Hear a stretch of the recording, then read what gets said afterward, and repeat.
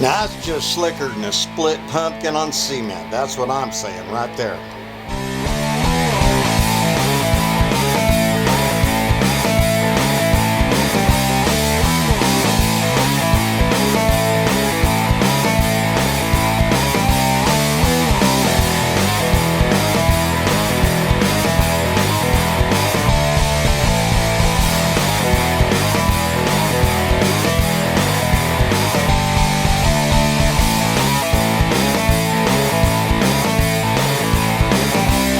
Looks like a 3-burner day. It's cold outside. Well, you know, working on a car on a limited budget with simple tools is just plain difficult. I don't care how you slice it. But there's a few hacks out there you can do that really work well. And I'm going to show you one today because I've got a little situation going on here. I wouldn't really call it a problem. It's just a situation. Let me show you. Here's the engine. I need to take this timing cover off. In order to do that, I need to pull the vibration damper off. That bolt right there, it's not going to let me get that damper off unless I can get it loose. The problem I have is it's just bolted to the transmission just for fitment sake in order to make things work. So I can't put the car in the transmission in gear, and it doesn't work anyway because it's an automatic. But you know, if it's a manual transmission, you can just stick the engine in gear and set the parking brake, put blocks in the tires, put the wrench on there, and wrench away. And the obvious thing is to get an impact wrench and use it and just rattle the thing off of there. The problem is, I went cheap. I got this one. This thing it doesn't rattle anything. And besides that, it quit working. I plug it into air and it just hisses. And when it did work, when it was brand new, it didn't do much. So I'm not happy with that. Anyhow, I need to get a wrench on that and get it turned off, loosened up. But I don't have any way to hold the motor still, so the motor just spins when I try to turn it. So I'm going to show you a hack that I learned from an old farmer.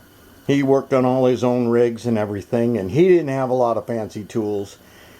Obviously his tool set was geared towards farming. So this is a way to hold your engine still without hurting it, without losing any knuckles and everything. I know some guys will take a screwdriver and stick it in the flywheel, through the starter hole, but there's no flywheel on this engine right now. I took it off. So I've just got to hold it. That's a problem. So let's get after this and see what we can accomplish.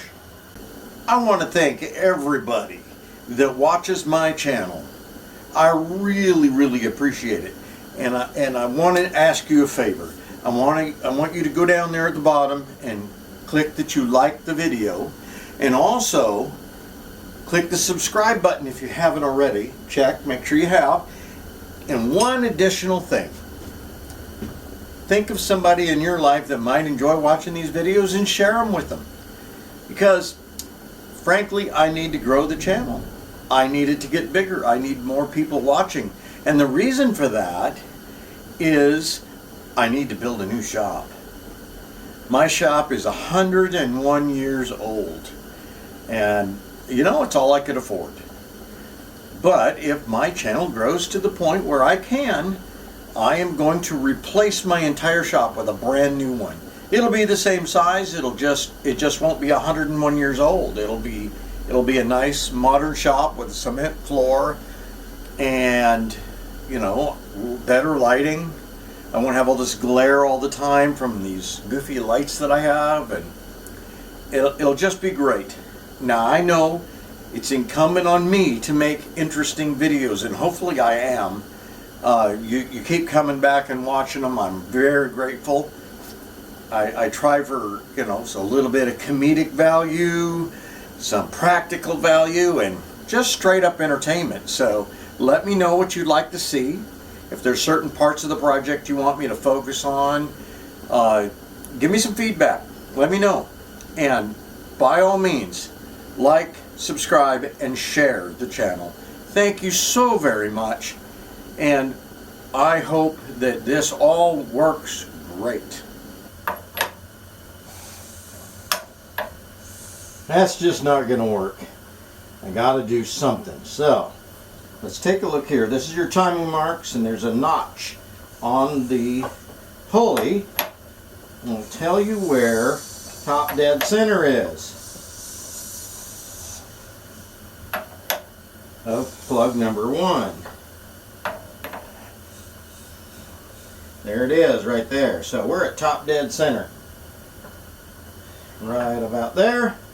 So I want to go half of a revolution.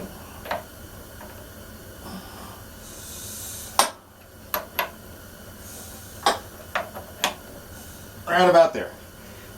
There we are. So now the piston's at the bottom, and this is where the farmer's old trick works. There we go. Okay, so let's take the number 1 plug out with the number 1 cylinder at bottom center, and then the next thing you're going to need is some nice, inexpensive rope. Now, just about everybody's got some rope hanging around, so I'm assuming you do too. Maybe I assume a lot, but this is what I'm doing. Take the spark plug hole and the rope, and we just start forcing rope down in that hole.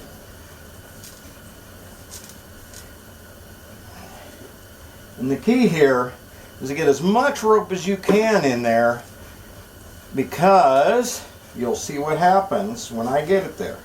Alright, now let's turn this crank in the direction we need to go.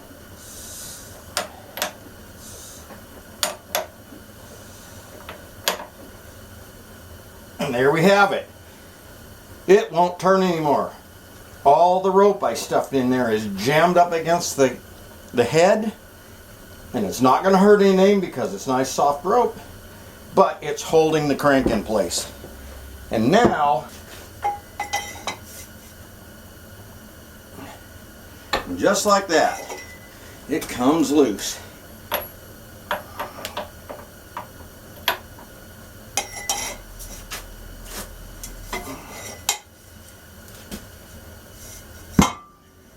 And when you have it loose, turn the crank the other direction and then pull the rope out. And you're all good. No damage, no harm, no foul. And you have your vibration damper bolt loose. Now that's just slicker than a split pumpkin on cement. That's what I'm saying right there. This trick also works if you're trying to change a valve spring or something in an engine that's in the car and you don't have any way to hang on to things. You can put that rope in there, turn the piston up against the valve, and the valve won't drop down. And you can just change the spring. It works great. Hope this helps.